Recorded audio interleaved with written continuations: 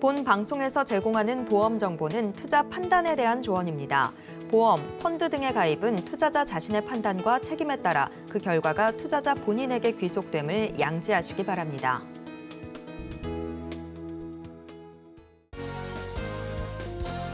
시청자 여러분 안녕하세요. 인생설계 원픽 진행의 김혜연입니다. 오늘 아침에 이런 뉴스가 하나 있더라고요. 내일까지 날씨가 냉동실이나 다름이 없다라고 해요. 중부 지역, 전북 지역에는 한파주의가 내렸고요. 현재 폭설로 인해서 비행기도 결항이 되고 있고 눈길 사고도 속출하고 있다라고 하니까 외출하실 때 옷차림에 단단히 신경을 쓰셔야겠습니다. 그리고 이렇게 추운 날씨에 저희 방송과 함께 마음까지 따뜻해지는 이 미래 대비책들 마련해 보시면 좋을 것 같습니다. 그리고 저희 인생설계 원픽은요, 유튜브로도 시청이 가능합니다. 유튜브에 서울경제TV 검색하시면 실시간으로 시청 가능하고요. 또 참고로 금일 본 방송에서 제공하는 정보들은 투자 판단을 위한 조언이지 해당 보험의 가치나 수익률을 보장하지는 않습니다. 또 서울경제TV와 서울경제신문은 당사의 브랜드입니다. 서울경제증권TV, 서울경제TV 손실복구팀과는 무관하고요. 기타 유사 명칭에도 주의하시길 바라겠습니다. 네, 그럼 인생설계 원픽 본격적으로 출발해 볼 텐데요. 첫 번째 코너는 생생 라이프 팁 시간이죠. 오늘은 장석현 전문가님과 이야기 나눠보도록 하겠습니다. 전문가님 어서 오세요. 네, 안녕하세요.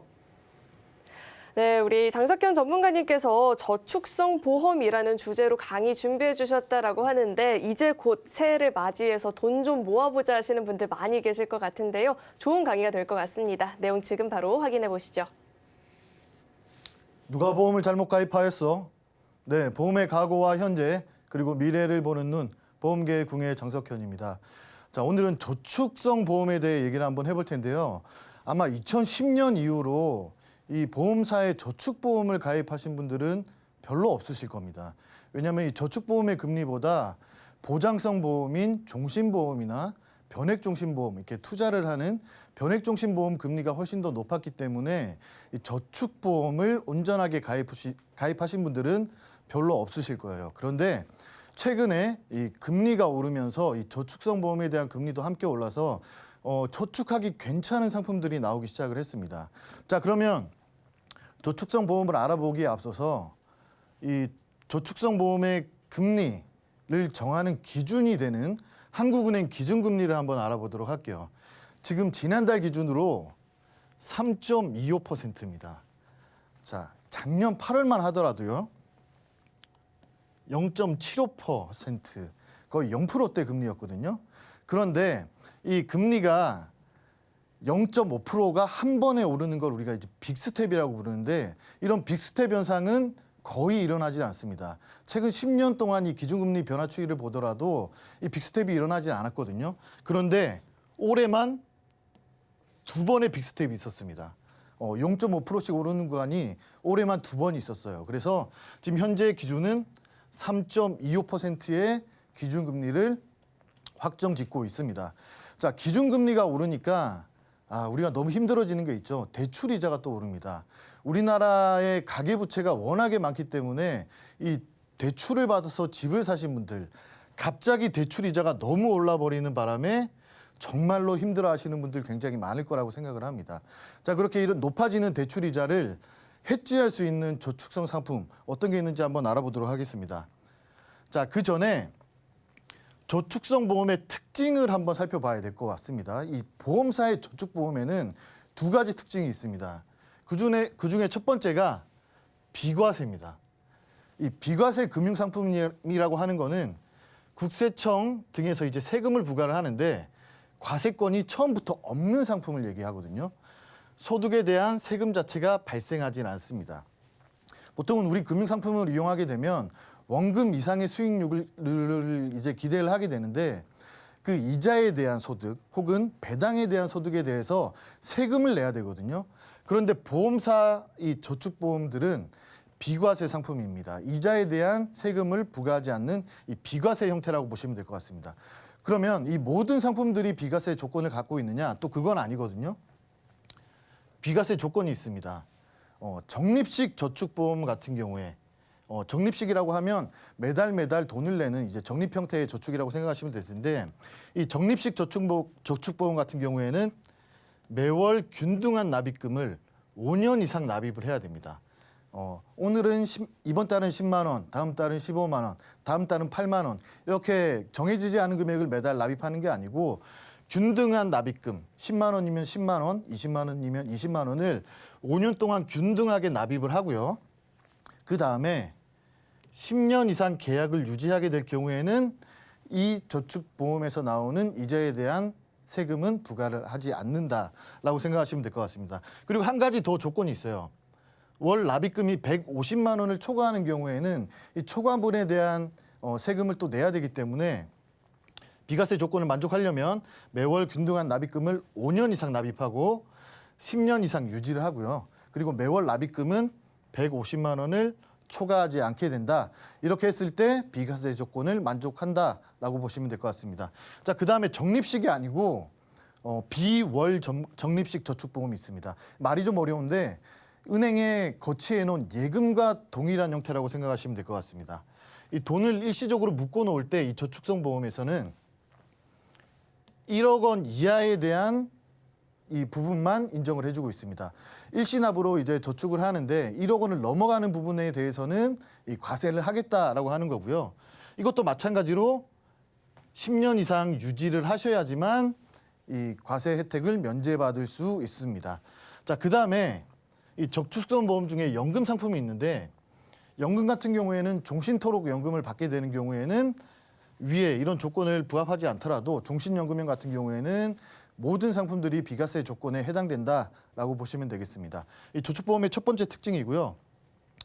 자, 우리가 지금 이자 소득에 대한 세금에 대해서 자꾸 얘기를 하고 있는데 그럼 이자 소득세는 어떻게 되는지 제가 한번 설명을 드릴게요.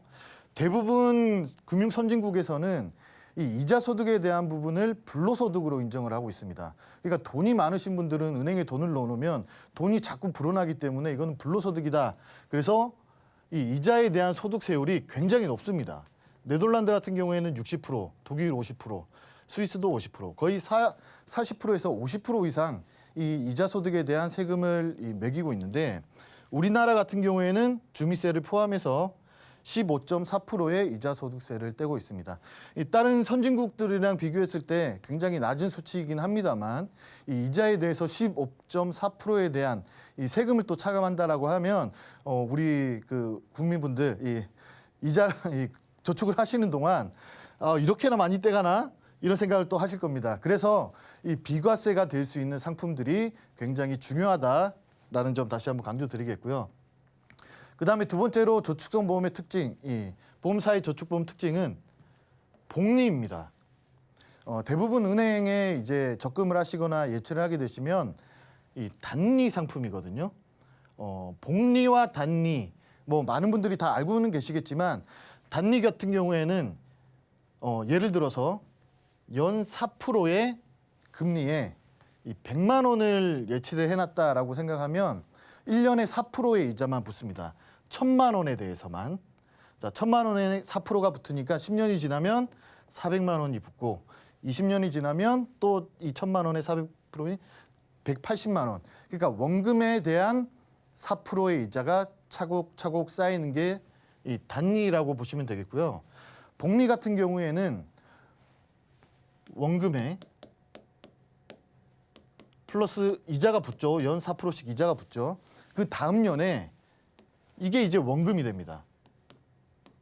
그리고 이 원금과 이자가 더한 부분에서 또 이자가 발생하기 때문에 단리와 복리, 장기간으로 비교를 해보면 50년이 지난 시점에서는 단리는 300만 원이 되고 복리는 700만 원이 넘는 금액이 됩니다. 그러니까 이게 단기간으로 생각하면 별 차이가 없을 수 있겠지만 이 단리와 복리, 장기간으로 비교를 해보면 복리가 훨씬 더 우리가 저축하는 데 있어서 훨씬 더 유리한 형태의 금리, 이자라고 생각하시면 될 것 같습니다. 자, 그러면 이 비과세와 복리를 갖고 있는 이 저축보험, 지금 우리 보험사에서 판매하고 있는 저축보험은 비과세, 복리를 혜택을 적용한다라고 했는데 현재 나와 있는 저축보험이에요. 그동안 제가 아까 2010년 이후부터는 이 저축보험이 거의 판매가 되지 않았다. 왜냐하면 금리가 워낙에 낮았기 때문에. 그런데 지금 나와 있는 이 저축보험의 형태는 금리가 굉장히 높습니다. 일단 적용되는 금리가 연복리 5.9%입니다. 이게 변동금리가 아니고요. 한국은행 기준금리가 변동될 때마다 따라 변동되는 변동금리가 아니라 고정금리예요. 이 보험을 유지하시는 동안에는 5.95%의 연복리를 지급을 하는 형태입니다. 자, 그리고 납입 형태는 은행에서 이제 매월 적금하는 적금 형태가 아니라 일시납으로 되어 있습니다. 자, 한 번에 돈을 예치를 해놓고 거치를 한다라고 생각하시면 되겠고요. 이 보험의 만기가 3년에서 5년 이 딱 두 가지밖에 없습니다. 그러니까 예치를 해놓고 3년 뒤에 찾거나 아니면 5년 뒤에 찾거나 이런 형태로 만기가 설정이 되어 있고요. 그리고 중도 인출이 가능합니다. 내가 예치를 하고 있는 동안에 이 돈을 해지환급금의 70% 이내에서 연 12번 인출이 가능하고요. 그리고 보험사의 대부분 이제 중도 인출을 해보신 분들은 아시겠지만 수수료가 붙어요. 근데 이 중도 인출 수수료도 없습니다. 자, 이렇게 금리도 높고 만기도 짧은 이 저축 상품의 그 해지환급률을 제가 한번 보여드릴 텐데요. 1억 원을 예시로 들어보겠습니다. 1억 원을 거치를 한 뒤에 5년이 지난 시점에서 보면 1억 3천만 원이 됩니다. 그러니까 해지환급률이 130% 정도 돼요. 그러니까 1억 원을 5년 동안 납입을 하시면 거치를 해놓으시면 나중에 5년 뒤에 이자만 3천만 원 넘게 발생을 한다라고 생각하시면 될 것 같습니다. 이런 상품 거의 없었습니다. 최근에. 자, 3억을 넣어놓으면요. 이자가 9,300만 원이에요. 그러니까 1억에 가까운 금액이 이자로 발생한다라고 생각하시면 되겠습니다. 자, 그리고 우리가 여기서 또 주목을 해봐야 될 게 보험 가입하셨다가 이게 큰 돈을 예치를 해두셨다가 중간에 또 해지를 해야 되는 경우 발생할 수 있잖아요. 자, 1년 시점에서 해지를 하시더라도 원금 이상 해지환급률이 나타납니다. 그러니까 100% 이상이고요. 2년 시점에 해지를 하시더라도 원금의 손실이 전혀 없다라고 생각하시면 될 것 같습니다. 자, 보험사 저축 상품이지만 은행의 예금과 거의 다를 게 없습니다. 원금이 보존되는 형태의 저축보험이다라고 생각하시면 될 것 같아요. 자, 그러면 이렇게 중간에 해지해도 되고 그리고 이자도 높고 금리도 높은 이 저축보험 지금 현재까지 이 판매된 지 한 3달, 2달 가량 됐는데 엄청나게 많은 분들이 일시납으로 이게 은행에 있던 돈들을 저축보험으로 옮겨서 예치하시는 분들이 굉장히 많습니다. 자, 그런데 중요한 거는 많은 보험 설계사분들이 주의점에 대해서는 얘기를 안 합니다. 금리가 높고 이자가 많고 만기도 짧고 이런 장점들은 많이들 설명을 하시지만 주의점은 설명하시는 분들 제가 본 적이 거의 없거든요. 자, 주의점을 한번 알아보도록 할게요. 첫 번째로 비과세 혜택이 없습니다. 비과세 조건이 아까 제가 일시납 같은 경우에는 1억 이하 그리고 10년 이상 유지라고 말씀드렸죠. 그런데 이 상품 같은 경우에는 10년 만기 상품이 없습니다. 3년, 5년이 만기이기 때문에 10년 이상 유지를 할 수가 없어요. 그렇기 때문에 보험사의 가장 큰 특징인 비과세 혜택을 받으실 수가 없습니다. 자, 발생한 이자에 대한 15.4%의 이자소득세가 발생을 한다. 그러니까 1억 원을 5년간 거치 후에 만기환급금 1억 3천만 원을 온전히 찾는 게 아니고요. 3천만 원에 대한 15.4%의 과세가 된다라는 부분 꼭 기억을 하셔야 됩니다. 그래서 제가 쭉 계산을 한번 해봤는데 3천만 원의 15.4% 그러니까 462만 원을 제외한 1억 2,500만 원. 그러니까 이자가 온전한 이자, 세후 이자는 2,500만 원 정도 된다라는 점 꼭 유념을 하셔야 되겠고요. 자, 두 번째로는 금융소득이 연간 2천만 원 이상 되시는 분들은 또 종합과세 대상자가 될 수 있습니다. 자, 이 금융소득은 어떤 소득을 얘기하냐면 이자소득과 투자를 통한 배당소득을 합쳐서 얘기하는 게 이제 금융소득인데요. 지금 아까 우리가 1억을 예치를 하게 되면 이자가 3천만 원 가까이 된다라고 말씀드렸죠. 세전 기준으로. 자, 그런데 이렇게 되면 연간 금융소득이 2천만 원 이상이 돼서 종합소득 과세 대상이 됩니다. 그러니까 사업소득이나 근로소득이랑 합쳐서 나중에 세금이 작게는 6%, 그리고 이 세금을 많이 내시는 분들 같은 경우에는 이 금융소득까지 합쳐져서 누진세율을 적용해서 많게는 45%의 이자를 세금을 내야 되는 경우의 수도 생길 수 있다라는 점, 이것도 꼭 유념을 하셔야 되겠고요.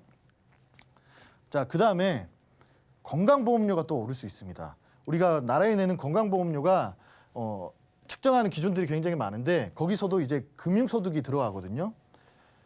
그 건강보험을 가입하신 분들은 두 가지 부류가 있죠. 직장에 근무를 하고 계신 분들이 있고, 그다음에 지역가입자로 이 보험료를 내고 계시는 분들이 있는데, 직장 가입자 같은 경우에는 보수의 소득이 2천만 원 이상일 경우에 이 건강보험료가 올라가게 되어 있습니다. 이게 무슨 말이냐면 근로소득이나 근로소득을 하시는 분들 같은 경우에 근로소득 이외에 나머지 소득이 2천만 원 이상일 때 건강보험료가 올라가는데, 그 중에 금융소득이 또 1,000만 원이 넘으면 이 건강보험료가 오를 수 있습니다. 근데 금융소득이 1,000만 원 이하일 경우에는 이걸 소득으로 취급을 하지 않는다라고 되어 있거든요. 조금 어려워서 제가 예시를 한번 들어서 설명드릴게요. 자, 근로자세요. 직장에서 이제 근무를 하고 계신데 근로소득 이외에 내가 건물을 갖고 있어서 임대소득이 있을 수 있고요. 그다음에 연금을 받으시는 연금소득이 또 있을 수 있습니다. 자, 이런 임대소득이나 연금소득이 합쳐서 연간 1,500만 원이고, 그다음에 이런 저축성 상품을 사용해서 금융소득이 900만 원이라고 했을 때 이분 지금 보수의 소득이 총 2,400만 원이거든요. 자, 그러면 이 건강보험료 인상 요건에 해당이 되죠. 그런데 금융소득은 1,000만 원 이하일 때는 소득 취급을 하지 않는다라고 되어 있습니다. 그래서 이 금융소득 900만 원은 1,000만 원이 넘지 않기 때문에 제외를 하고요. 이분은 보수의 소득을 1,500만 원으로 인정을 하기 때문에 건강보험료는 오르지 않는다라고 생각하시면 될 것 같습니다. 자, 그런데 금융소득이 1,900만 원이고 임대소득이 200만 원일 경우에, 자, 이 경우에는 금융소득이 지금 1,000만 원 이상이기 때문에 이 부분도 다 인정을 합니다. 그리고 임대소득까지 합쳐서 이분은 보수의 소득이 총 2,100만 원이기 때문에 또 건강보험료가 오를 수 있다라는 거예요. 그래서 이 아까 말씀드렸던 저축보험 같은 경우에는 이자가 굉장히 많죠. 1억만 거치해놔도 거의 3천만 원, 2천만 원이 넘는 이런 이자가 발생을 하기 때문에 이런 상품들 가입하실 때 내 금융소득이나 보수의 소득이 2천만 원을 넘는지, 그래서 건강보험료가 오를 수 있는지 없는지 이 부분도 체크를 한번 해보셔야 될 것 같고요. 그다음에 지역가입자 같은 경우에는 다른 거 없습니다. 그냥 금융소득이 1,000만 원 이상일 경우에는 이 건강보험료가 또 오를 수 있습니다. 요즘에 건강보험료가 너무 올라서 걱정하시는 분들 굉장히 많은데, 이런 저축성 보험을 사용을 하면서 다시 한번 건강보험료가 오를 수가 있다는 점, 이 점도 좀 유념을 해 주셔야 될 것 같습니다. 자, 오늘 저축성 보험 금리도 굉장히 높고 이자를 많이 주고, 그다음에 해지를 해도 원금 이상의 수준, 그리고 중도 인출도 가능한 굉장히 좋은 저축보험에 대해 말씀을 드렸는데요. 이 저축보험 가입하실 때 건강보험료가 오를 수 있다는 점, 그리고 종합소득 과세 대상이 또 될 수가 있다는 점, 그리고 이 상품 같은 경우에는 이 비과세 혜택이 적용되지 않는다는 점, 이 세 가지 유의점은 잘 고려하셔서 이런 상품들을 가입하시면 좋을 것 같습니다. 내년도부터는 이 휘발유랑 도시가스 요금이 또 더 오른다라고 하죠. 한 푼 한 푼이 자꾸만 아쉬워지는 요즘 같은 때 정말 도움이 될 것 같은 강의였는데요. 주의점까지 꼼꼼하게 짚어주신 우리 장석현 전문가님과는 여기서 인사 나누도록 하겠습니다. 오늘 말씀 고맙습니다. 네, 참고로 오늘 강의 내용 또 한눈에 알아보기 쉽게 준비해봤으니까요. 화면을 통해서 확인해 보시죠.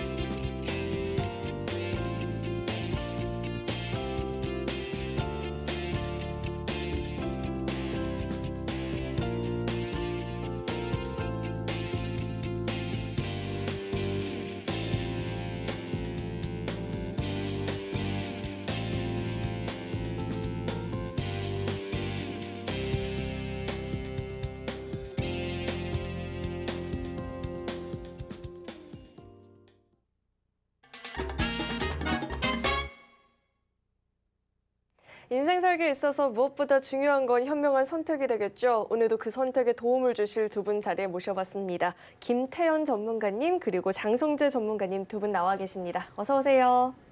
안녕하세요. 네, 오늘은 두 분과 함께 어떤 주제로 이야기 나눠보면 좋을지 오늘의 첫 번째 주제부터 화면을 통해서 확인해 보시죠. 오늘의 주제는 지인의 생명보험입니다. 지인을 통해 가입한 보험은 해지가 여간 망설여지는 게 아니죠. 하지만 도움을 받으려고 마련한 보험이 어느 순간 부담이 된다면 지인을 통해서 든 보험 또한 정답이 될 순 없겠죠. 보험료 부담에 잠 못 이루는 분들을 위해서 해결책 제시해 주신다라고 하니까요. 관련해서 김태현 전문가님과 이야기를 나눠보도록 하겠습니다.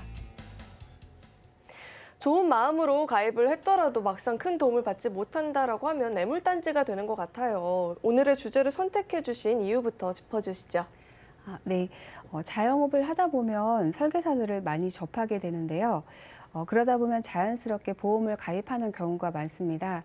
매출이 좋을 때는 문제가 되지 않지만 매출이 좋지 않을 때는 보험을 유지하기 힘들어 하시는데요. 더군다나 코로나로 인해서 보험료 부담을 호소하시는 분들이 많으셔서 이번 주제로 선택하게 되었습니다. 네, 특히 요즘 같은 시기에 이 보험료가 부담이 된다 하시는 분들이 많이 계실 것 같은데 구체적으로 어떤 사례가 있었는지부터 짚어주시죠. 56세 여성분이시고요. 장사를 시작하신 지 어느덧 20년이 되신 시청자님이셨습니다. 장사를 하는 동안 자연스레 많은 설계사들을 알게 되었고요. 설계사의 권유로 하나둘씩 보험을 가입하다 보니 어느덧 보험료가 100만 원이라는 큰 금액을 납부 중이셨습니다. 코로나 전에는 장사가 잘 됐기 때문에 납입을 하는데 전혀 문제가 없었는데요. 코로나 이후에는 보험료에 대한 부담감을 크게 느끼셨다고 해요. 그래서 주변 설계사에게 보험료 얘기를 하면 이제는 아플 나이기 때문에 보험을 더 가입하라는 얘기만 하고 뭐가 중요한지 설명을 듣지 못해서 신청해 주신 사례입니다. 네, 그렇다면 이분 같은 경우에는 구체적으로 어떤 보험에 가입을 하고 있었을까요? 네, 먼저 가입돼 있는 보장을 보시면 첫 번째 A생명 상품으로 20년 동안 41만 원의 보험료를 납부하는 CI 종신 보험입니다. 주계약인 사망보장 2억 원과 뇌출혈, 급성 심근경색 진단 시 지급되는 5천만 원, 또 4일 이상 입원했을 때 지급되는 입원비 3만 원, 그리고 골절 화상 진단 시 20만 원이 보장되는 특약으로 구성되어 있습니다. 해당 CI 종신 보험은 사망을 위주로 하는 보험으로 중대한 질병 진단 시 사망금의 일부를 선지급하는 형태인데요. 여기서 말하는 중대한 질병이란 중대한 암, 뇌심, 그리고 말기 간폐 신장 질환, LTC 상태를 말하고요. 이 중 최초 1회에 한해서 진단금이 지급되게 됩니다. 그런데 여기서 주의 깊게 보셔야 하는 부분이 중대한 질병 중에 뇌 관련 진단비인데요. 손해보험사의 경우에는 진단비 같은 경우 질병 코드로 보험금 수령이 가능하지만 CI보험의 중대한 뇌졸중은 진단 후 신경학적 결손증으로 인한 일반 생활 휴유 장애가 동반돼야지만 보험금 지급이 되기 때문에 보험금 지급이 굉장히 어렵다고 보시면 될 것 같습니다. 이 보험에서는 사망보장금 2억 원인 50% 1억 원에 대해서 중대한 질병 진단 시 지급이 된다고는 하지만 뇌 관련해서 보장을 받기 어렵다면 1억 원이란 진단금이 다소 무색하다 볼 수 있습니다. 그리고 뇌출혈 급성 심근경색증 담보가 지금 5년 갱신으로 가입돼 있는데요. 갱신형이란 10년, 20년 이렇게 보험료를 납입하는 기간이 정해진 것이 아니라 갱신 주기에 따라 보험료가 오른 상태에서 보험금이 지급되는 사유가 발생되기 전까지 계속해서 보험료를 납부하는 방식입니다. 갱신 주기가 뒤로 갈수록 보험료 부담이 커지기 때문에 현재 56세인 시청자분께는 추후 보험료 부담 요인이 될 수도 있겠습니다. 또 가입된 뇌출혈 급성 심근경색증은 갱신형의 문제뿐만 아니라 이대 질병 중에 보장 범위가 가장 좁기 때문에 진단 자금을 지급받을 확률이 현저히 떨어지는 문제점도 가지고 있습니다. 월 41만 원이라는 높은 보험료를 납입함에도 불구하고 보장받을 확률이 낮은 중대한 질병으로만 치우쳐 있어 리모델링이 꼭 필요한 상품이라 볼 수 있습니다. 두 번째는 비생명 종신으로 월 보험료 20만 원, 또 주계약은 일반 사망 1억 원, 특약으로 2세대 실손 입원 의료비 5천만 원, 통원 의료비 30만 원으로 구성되어 있는데요. 실제 주요한 보장은 실손 의료비이기 때문에 20만 원이라는 보험료를 납입하면서 보험을 계속 유지할지 검토할 필요가 있겠습니다. 다음 C생명에서 가입한 CI 종신보험으로 월 납입 보험료 20만 원을 20년간 납입해서 주계약 사망보장 1억 원 외에 별도 특약은 가입되어 있지 않습니다.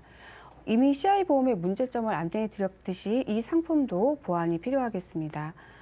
마지막으로 D생명에서 가입한 연금보험으로 10년 납으로 월 20만 원 보험료를 납부하고 계십니다.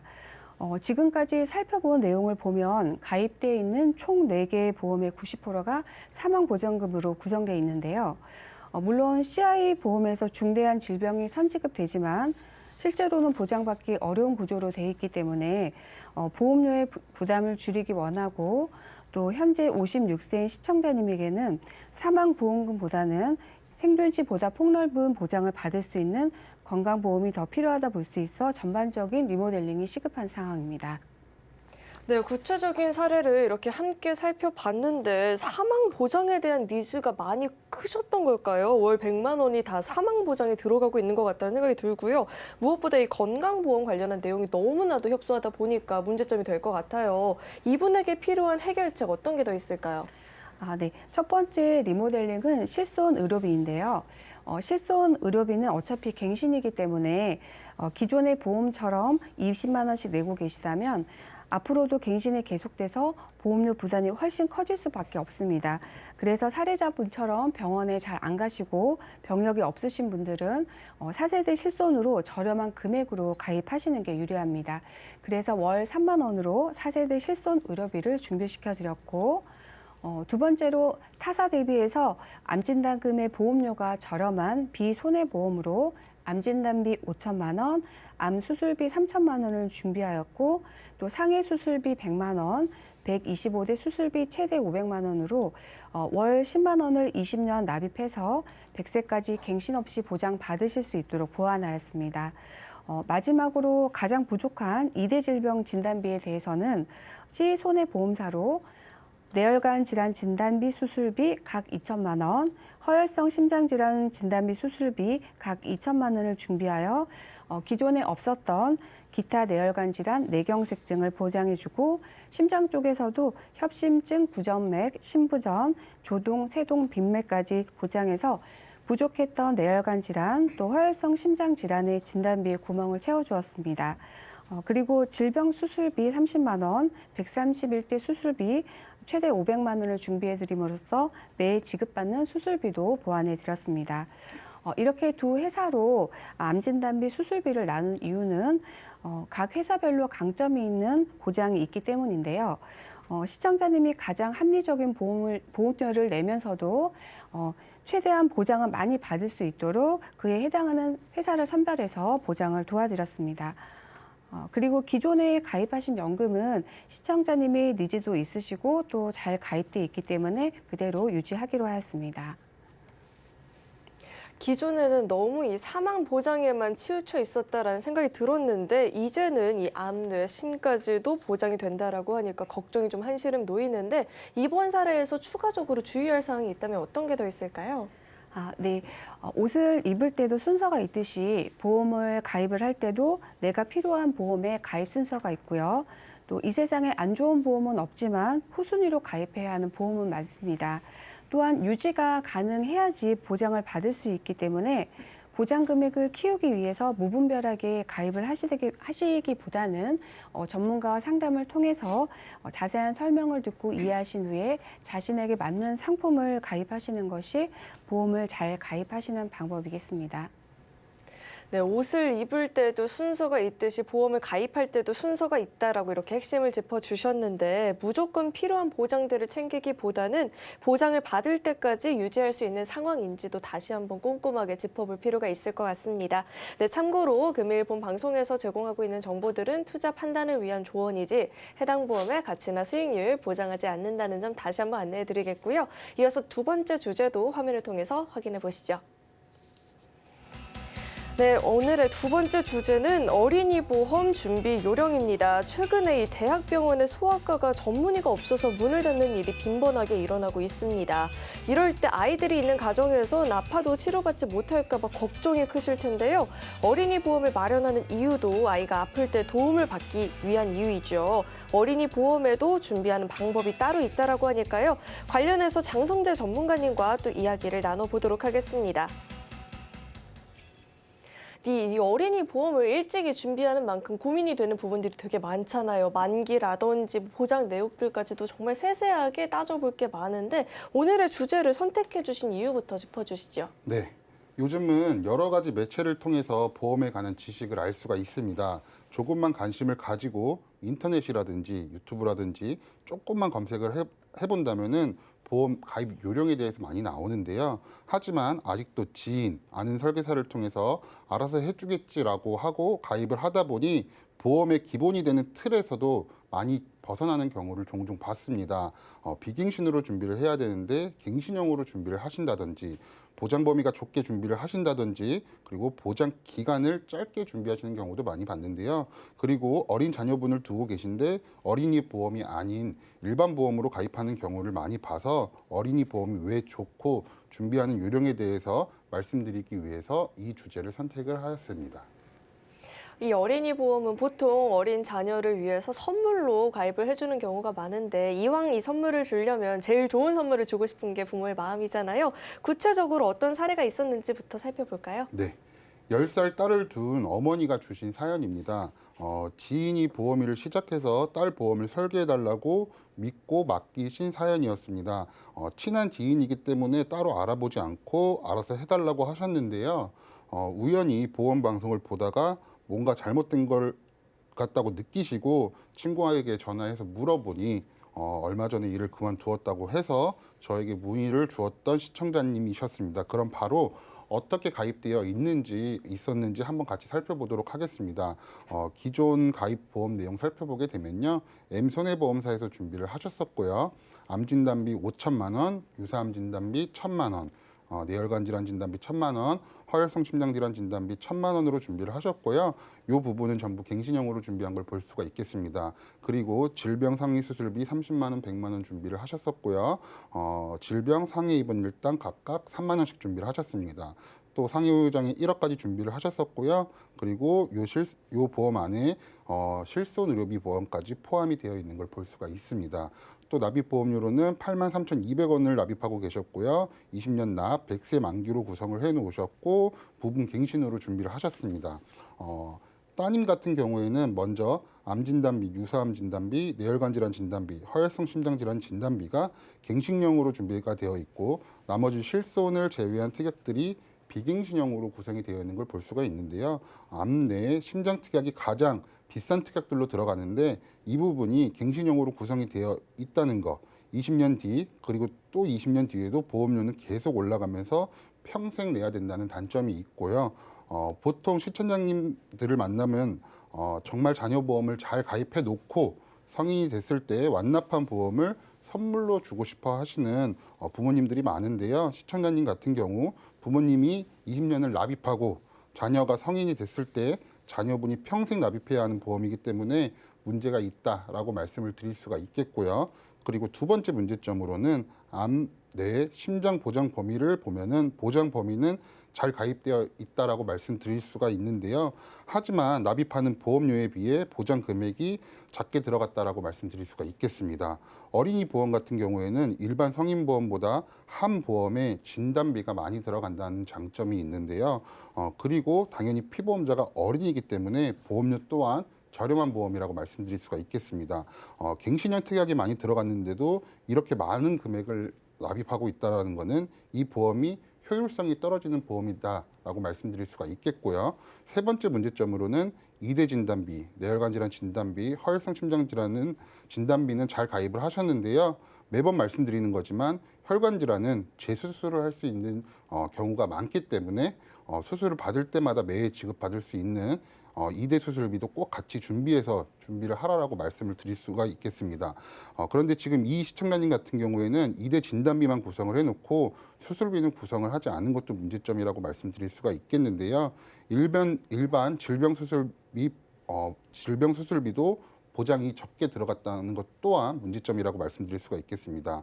다음 문제점으로는 자녀분이 나이가 10살이라고 하셨는데요. 입원비 특약이 상해 질병 각각 3만 원씩 구성이 되어 있는 걸 볼 수가 있습니다. 보통 어린이들은 5세에서 6세가 넘어가면 감기나 간단한 질병으로는 병원을 가도 입원하는 경우가 많이 없어지는 것을 볼 수가 있습니다. 입원비 특약은 비싼 특약 중 하나이기 때문에 입원비 특약만 놓고 봤을 때 20년을 납입한다고 했을 때 내가 낸 보험료를 돌려받으려면은 최소 100일 넘게까지도 입원을 해야지 내가 낸 보험료를 돌려받을 수가 있는 경우가 많이 있습니다. 요즘은 의학이 많이 발전하면서 암이 걸려도 협심증 수술을 해도 특별한 경우를 제외를 하고는 보통 입원하는 기간도 짧기 때문에 입원 특약은 효율성이 떨어진다라고 말씀드릴 수가 있겠고요. 입원 특약은 상황에 따라서 하는 직업에 따라서 상해 입원 특약만 가입을 하거나 조금 계획을 가지시고 가입하는 것을 추천해 드리겠고요. 그리고 또 상해 후유 장애는 잘 가입을 하셨는데요. 조금 아쉬운 부분은 질병 후유 장애가 없다라는 게 조금 아쉽다라고 말씀드릴 수가 있겠습니다. 질병 후유 장애 또한 비싼 특약 중 하나지만 아직 어린 나이라서 일반 성인 보험보다는 훨씬 더 저렴하게 가입할 수가 있기 때문에 질병 후유 장애 담보가 없다라는 것 또한 조금 아쉽다라고 말씀드렸고요. 마지막으로 실손 의료비 보험은 2세대 실손 의료비로 구성이 되어 있는데요. 2세대 실손 의료비가 지금 4세대 실손보다는 보장이 좀 더 많습니다. 만약에 고객님 나이가 50대에서 60대였으면은 이 보험은 기본 계약과 실손 의료비를 유지시켰을 겁니다. 보통 50대에서 60대가 접어들면 노화나 만성질환으로 병원을 많이 방문하기 때문에 좋은 실손을 가지고 있는 것이 유리하겠지만 지금 자녀 보험이기 때문에 작은 질병으로 병원을 갈 수 있지만 큰 질병으로 병원을 갈 확률이 적기 때문에 저렴한 4세 실손으로 바꿔야겠습니다. 시청자님 보험을 살펴봤는데요. 이 보험은 어린이 보험에 맞지 않는 갱신형 보험과 보장 금액 그리고 보장 금액 등이 있기 때문에 빠르게 리모델링이 필요하다라고 말씀드릴 수가 있겠습니다. 네, 함께 가입했던 이 증권을 살펴봤는데요. 주요 보장 내용들이 갱신형이다라는 점도 아쉬웠고요. 무엇보다 이야기를 들어보니까 전반적으로 이 보험이 효율이 떨어진다라는 느낌을 받고 있는데 이번 사례에서 전문가님께서 준비해 주신 해결책은 어떤 게 있을까요? 네, 먼저 어떻게 리모델링을 도와드렸는지 같이 한번 살펴보도록 하겠습니다. N손해보험사에서 준비를 해드렸고요. 암진단비 1억, 그리고 유사암 진단비 2천만 원, 심내혈관 질환 진단비 각각 3천만 원, 그리고 심내혈관 수술비 각각 2천만 원 준비해 드렸고요. 질병상해 수술비 50만 원, 100만 원 준비해 드렸고요. 기존에 없던 엔대 수술비 준비해 드렸습니다. 그리고 상해 후유장애 똑같이 1억 준비해 드렸고 질병 후유장애 기존에 없던 질병 후유장애 3천만 원 준비해 드리면서 95,044원으로 준비해 드렸고 20년 납 100세 만기로 준비를 도와드렸습니다. 기존의 갱신형으로 가입되어 있던 암진단비와 뇌혈관 질환 진단비, 허혈성 심장질환 진단비 모두 비갱신형으로 구성해 드리면서 문제점을 보완해 드렸고요.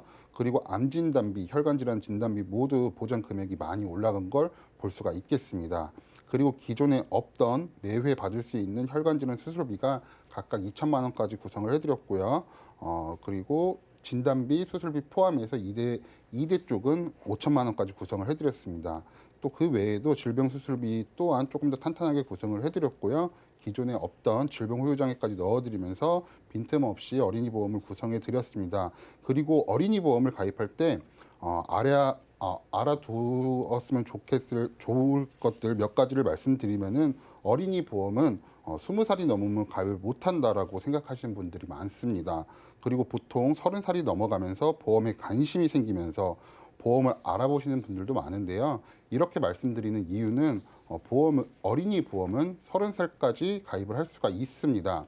20살이 넘어서 가입을 못 하시는 줄 알고 있는 분들, 그리고 30살이 넘어서 알아보다가 가입 시기를 놓치시는 경우가 많기 때문에 어린이 보험은 꼭 30살까지 가입이 가능하다는 것을 알고 계셨으면 좋겠고요. 앞에서도 말씀드렸지만 어린이 보험은 일반 성인 보험보다 보장 금액이 많이 들어가는 장점도 있습니다. 암진단비는 많게 1억, 혈관질환 진단비는 많게는 5천만 원까지 들어가기 때문에 어린이 보험을 선택하시는 것이 유리하겠고요.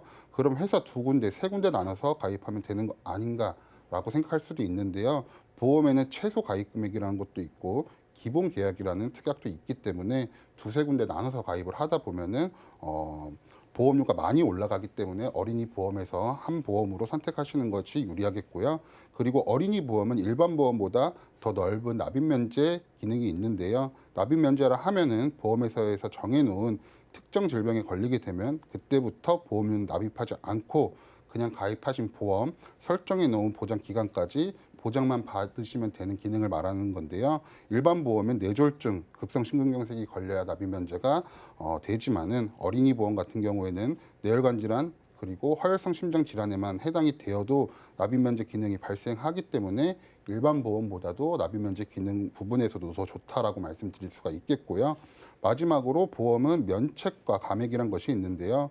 보험은 가입하면은 90일 동안 보장하지 않고 90일 뒤에 50%만 보장, 1년 후에 100% 보장한다 이런 문구를 광고에서 많이 들으셨을 겁니다. 하지만 어린이 보험은 회사마다 조금씩 차이는 있지만 가입 후 50%, 90일이 지나면은 100% 보장하는 회사도 있고요. 가입하는 순간부터 면책 기간 없이 감액 없이 100% 보장하는 회사도 있기 때문에 꼭 어린이 보험을 가입할 수 있을 때 가입을 하시는 것을 추천을 해드리겠고요. 마지막으로 N손해보험사에서 실손의료비 또 4세대 실손으로 준비해 드리면서 시청자님께 맞는 4세대 실손으로 바꿔드렸습니다. 다시 한번 리모델링 전후 살펴보게 되면요. 리모델링 전에는 암 쪽 먼저 보게 되면은 일반 진단비 5천만 원, 유사암 진단비 1천만 원 모두 갱신형으로 준비가 되어 있었고요. 리모델링 후에는 일반암 진단비 1억, 유사암 진단비 2천만 원으로 좀 더 많은 보장을 받을 수 있게 암 쪽도 준비해 드렸고 뇌 심장 부분도 각각 1천만 원씩 진단비 1천만 원씩으로만 갱신형으로 구성되어 있던 거를 진단비와 수술비 비갱신으로 각각 5천만 원씩 맞춰 드렸습니다. 수술비 또한 기존에 없던 엔드 수술비까지 준비를 해드리면서 조금 더 보장 범위를 넓게 구성을 해드렸고요. 후유장애도 기존에 없던 질병 후유장애까지 넣어드리면서 보험료는 83,200원에서 99,000원 돈으로 보험료는 좀 더 많이 올라간 걸 볼 수가 있겠지만 기존에 있던 보험보다는 많은 보장을 가져가면서 시청자님께서 100살까지 가져가시면서 추가적인 나중에 부모님께서 자녀분께 선물을 줄 수 있을 때 좋은 선물로 이 보험을 줄 수 있게끔 시청자님께 맞는 보험으로 선물을 해드렸습니다. 네, 리모델링 이후에 이 뇌 심장 관련해서 보장들이 훨씬 더 촘촘하게 준비가 됐습니다. 뭐 수술비까지도 이제는 완벽한 우리 아이를 위한 보험이 된 것 같은데 이번 사례에서 추가적으로 짚어볼 주의사항이 있다면 어떤 게 있을지 또 간략하게 이야기해 주시죠. 네.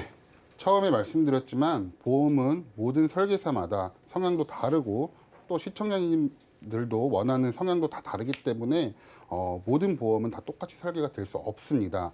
하지만 기본 틀이란 게 있습니다. 어린이 보험은 30살까지만 가입이 가능하기 때문에 30살 이하 자녀분들은 먼저 자녀보험이 어린이 보험으로 구성이 되어 있는지 잘 살펴보시고요. 그 다음으로는 보장 범위, 그리고 갱신형 특약과 비갱신형 특약이 어떻게 구성이 되어 있는지, 그리고 보장 기간은 잘 설정해 놓았는지 이 부분 모두 다 꼼꼼하게 살펴보도록 하셔야겠습니다. 소중한 내 아이를 위해 마련하는 보험인 만큼 이 주변의 말이나 홍보성 멘트보다는 내 아이에게 맞는 보험인지 직접 또 따져가면서 준비를 해보는 게 중요할 것 같습니다. 네, 참고로 금일 본 방송에서 제공하고 있는 정보들은 투자 판단을 위한 조언이지 해당 보험의 가치나 수익률 보장하지 않는다는 점 꼭 참고해 보시길 바라겠고요. 저희는 이어서 검색어 Q&A 시간으로 넘어가 보겠습니다. 현재 이 시점 가장 뜨거운 이 보험 키워드에 대한 궁금증을 스피디하게 풀어보는 시간인데요. 첫 번째 궁금증은 이 고지 의무와 통지 의무 다른 점이 뭔가요 하는데 고지 의무라는 건 아무래도 직업적으로는 이야기를 고지한다라고는 알고 있는데 통지 의무는 또 어떤 내용일까요? 네, 고지 의무는 계약자의 병력상, 직업 등의 중요한 정보를 그 보험 계약을 할 때 정확하게 전달해야 되는 의무이고요. 통지 의무는 보험 가입 후에 직업이나 직무 등이 변경이 됐을 때 보험사에 즉각 알려야 하는 의무입니다. 특히 상해 및 실손 보험은 직업이나 직무에 따라 위험에 노출되는 정도가 다르기 때문에 직업이나 직무가 변경된 경우에는 반드시 통지를 하셔야 됩니다. 만일 통지를 하지 않으실 경우에는 추후 보험료가 증액이 되거나 또 보험금이 감액이 될 수 있고요. 또 심할 경우에 보험 계약이 해지가 될 수도 있기 때문에 각별히 주의를 하셔야 됩니다. 보험사들은 내부 규정에 따라서 직업별 위험 등급을 한정하는데요. 1등급은 사무직, 2등급은 공인중개사, 3등급은 현장직 등으로 위험도에 따라 나뉘게 됩니다. 직무 변경의 예시를 들어보자면 그 동일 직장 내에서 사무 담당으로 내근 근무를 하시다가 생산직으로 현장 부서로 옮긴 경우 고지를 해주셔야 되시고요. 또 음식점에서 사업주셨는데 경영난으로 사업주를 배우자로 변경하고 본인은 배달 사무를 또 전담하게 된 경우, 또 소형 건설회사 현장 관리자셨는데 구인난으로 중장비 운전을 겸업하게 된 경우, 이런 경우에 고지를 꼭 해주셔야 됩니다. 통지를 할 때는 반드시 보험사의 우편, 전화, 방문 등의 방법으로 직접 알려주셔야 하고요. 그러지 않을 경우 가입자분께 불이익이 생길 수 있기 때문에 꼭 직업 등 직무 변경이 있으실 경우에는 가입 이후에도 회사에 꼭 통지를 해주시길 바랍니다. 네, 이 통지 의무 만약에 위반을 하게 된다면 불이익을 당할 수도 있기 때문에 이 점을 꼭 유의해 보셔야 될 것 같습니다. 이어서 다음 궁금증은요. 나이가 어리면 이 어린이 보험이나 실손 의료비 보험만 준비하면 충분할지 궁금합니다. 일단은 먼저 답은 아닙니다. 일단 모든 보험의 기본은 실손 의료비 보험과 탄탄한 건강보험, 이건 맞고요. 자녀분이 더 자라면서 운전을 하시게 되면은 운전을 할 때 필요한 운전자 보험을 추가로 가입을 하셔야 되겠고요. 그리고 어린이 치아보험도 잘 나와 있습니다. 어릴 때 부정교합이 있으면 부모님께서 큰 병원비를 지불하시고 부정교합을 치료를 해주시는 경우도 많은데요. 요즘은 이런 어린이들이 치료할 수 있는 치료보험, 치아보험도 잘 나와 있고요. 생명보험 같은 경우에는 자녀분이 15세가 넘으면 피보험자로 들어갈 수 있기 때문에 생명보험에 가입하시면서 목돈 마련 목적으로 가입을 하시는 경우도 많습니다.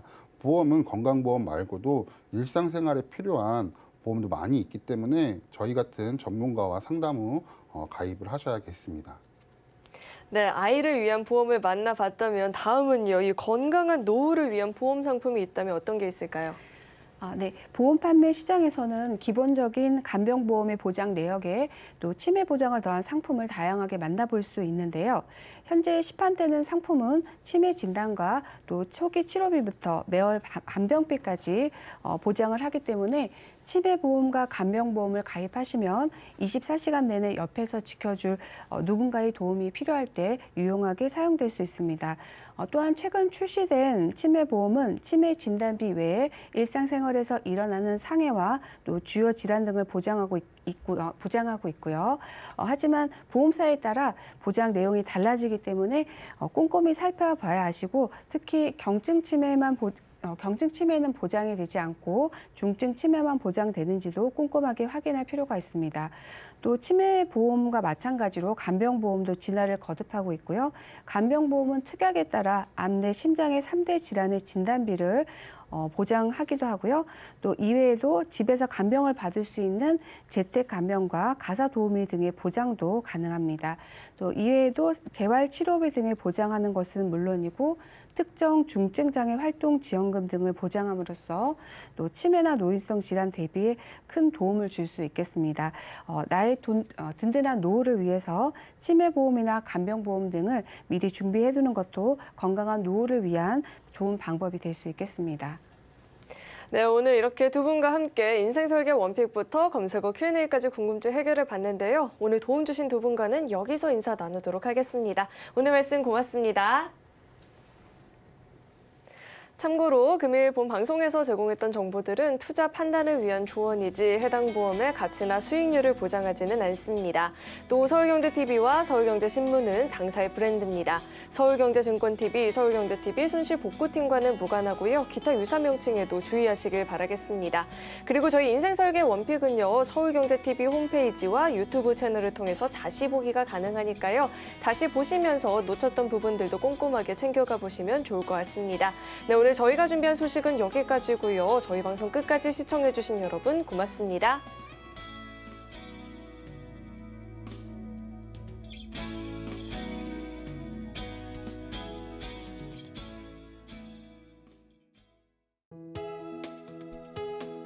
본 방송에서 제공하는 보험 정보는 투자 판단에 대한 조언입니다.